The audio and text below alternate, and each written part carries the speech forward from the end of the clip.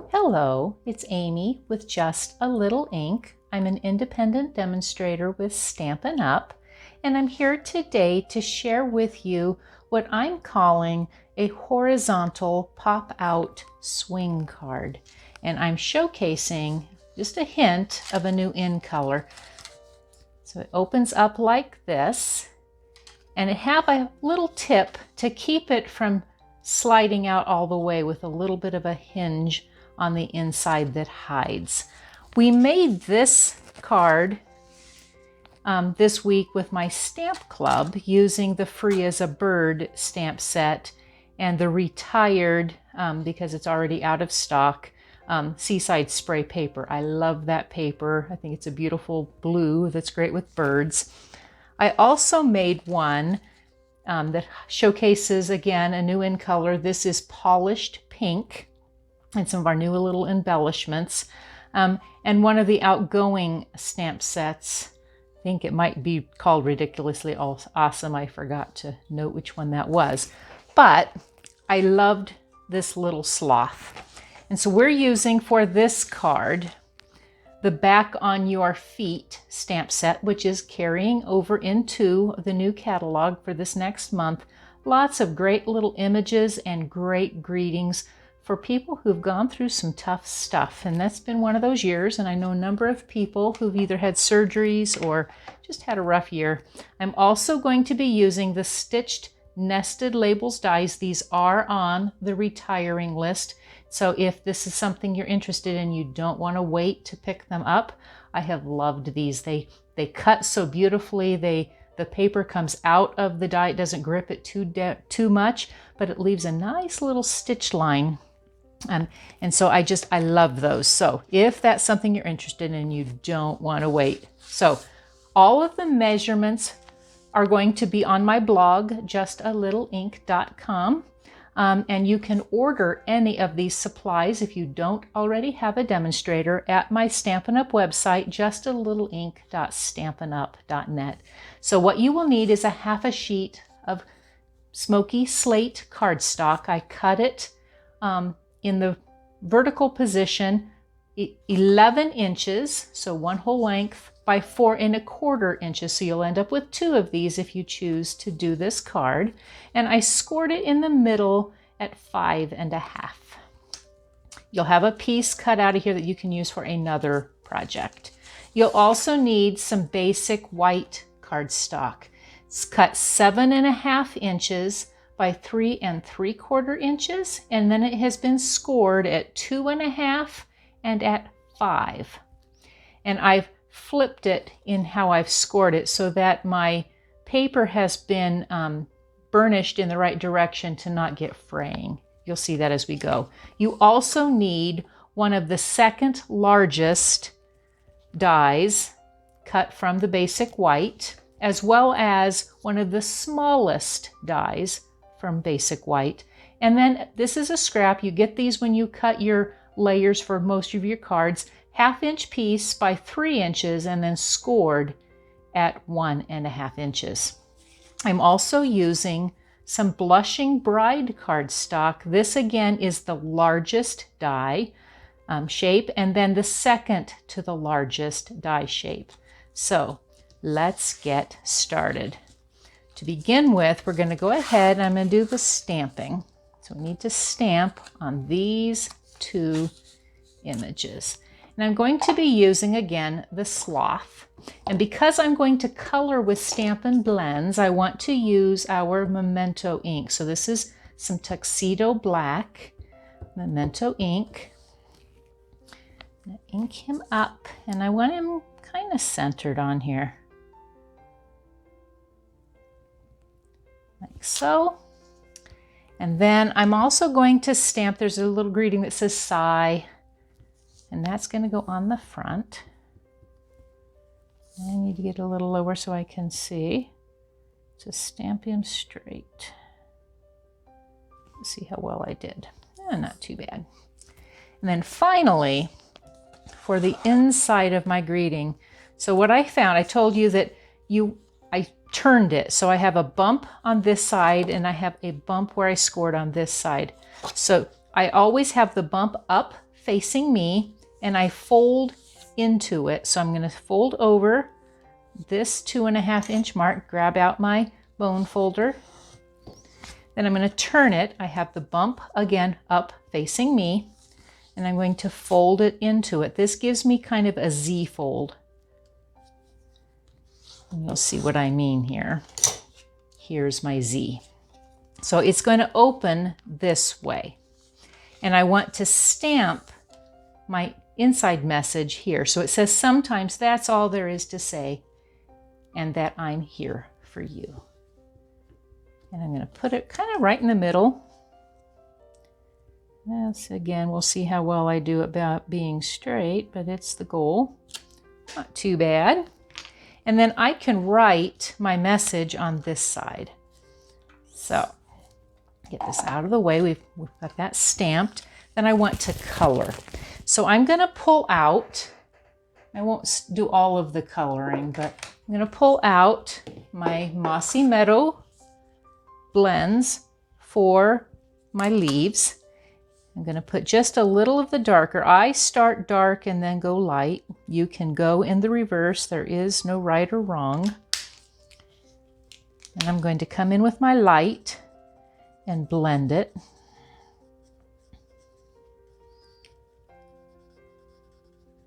For me, coloring is therapeutic. I know for a lot of my Stampin' friends, it is not. And so you might enjoy more a just bold image that picks up color from a stamp and puts it directly down.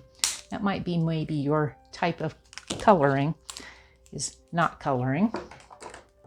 Nothing wrong with that. Seem to be two types of people. So then I'm going to pull out the dark soft suede for my tree. He's on a tree branch, just hanging out, because he just doesn't have the energy to go on. I bet you felt that way this year.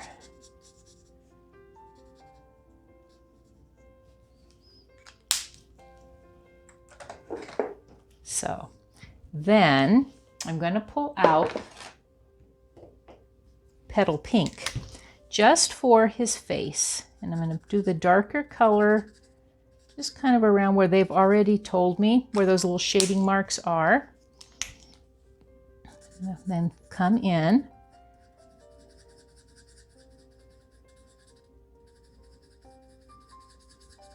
Blend that out.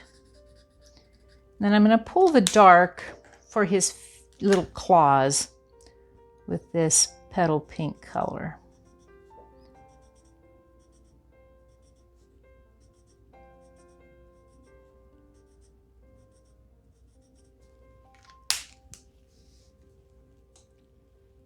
Okay. Next, we're going to grab the dark crumb cake.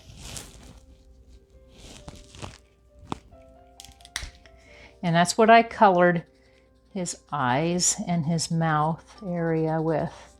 I liked the tone better with the crumb cake into here. And then I need to match my Smoky Slate, and so that is where I pulled in Smoky Slate. So again, I'm starting with the dark, and I'm coming in along the areas that I think are shaded more depth, with some more depth. And so I'm just gonna come along, grab it along these areas. You can do as much as you want or as little as you want. In fact, if you didn't want to blend, you could just color the whole thing and not blend at all. And get his little tummy in here, and then along this side of his leg. Then again, I'll come in with my light, and I'm gonna blend him out.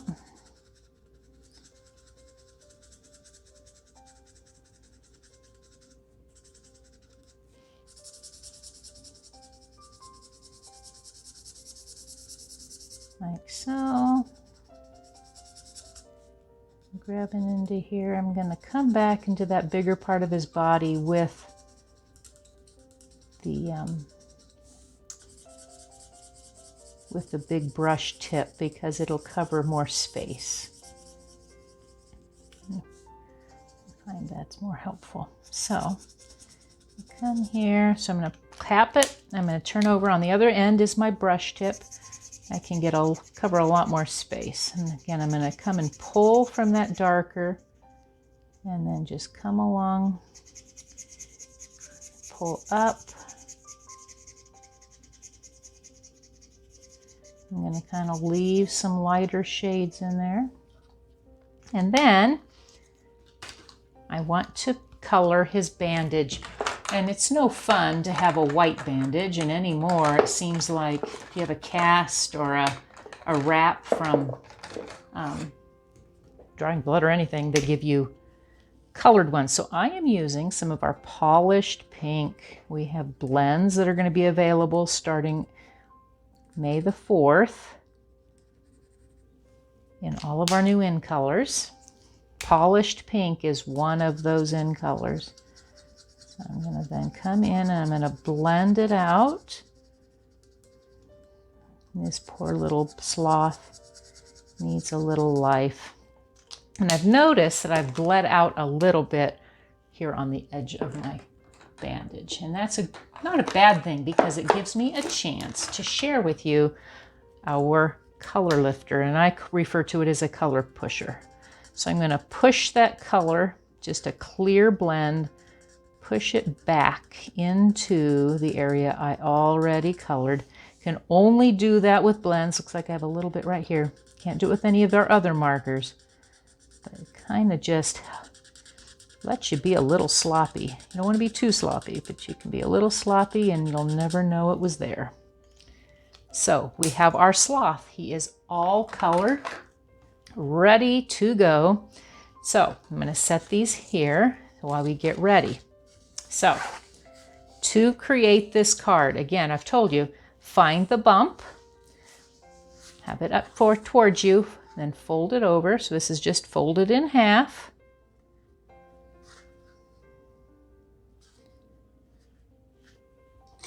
Grab my bone folder.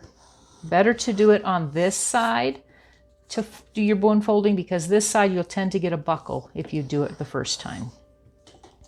So I have it to open this way. Then I have my inside. Make sure this is in the right direction. I'm going to put adhesive on this back side. So I'm going to pull out my Stampin' seal. Gonna line it up, get my runner in the right place. So here and here, you want a reasonable amount of adhesive on it.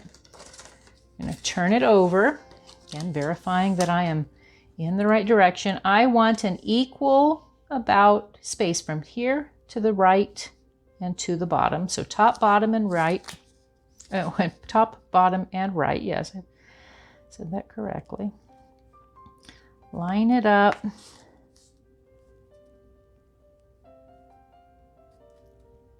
Like so. Press. Then I have a little tip on how we are going to do this little flap. So I'm going to open it out just on this end. You're going to fold this in half. Remember, we've scored it at the halfway mark. So I'm going to score again with my bone folder, a nice crisp marks just in case it's not exact. And for this, I'm going to use my multi-purpose liquid glue. I want my fold to be on this end. So I'm going to come and I'm going to put some multi-purpose liquid glue on the back side of that end. Going to line it up on the bottom and all the way, the fold all the way up to this opening edge. So that I have it here. Just a second to dry. And then what I'm going to do is I'm going to close it, but I'm going to leave the flap coming out.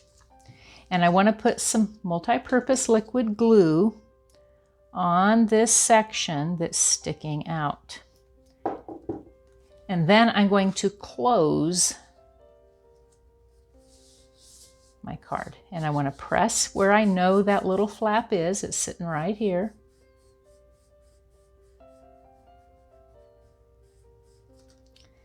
And then when I open, it will hinge open and shut with my card.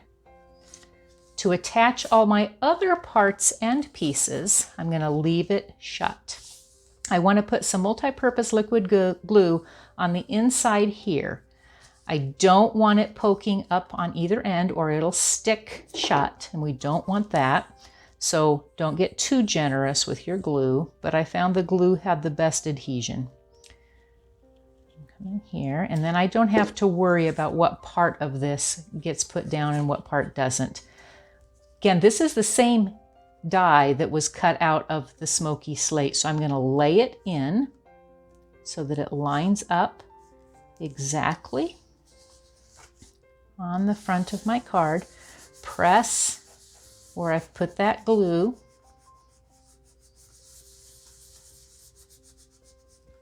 Okay, so then I might need to finger it just a teeny bit. It'll pop it open, and you'll see that it will start sliding open and shut on the inside.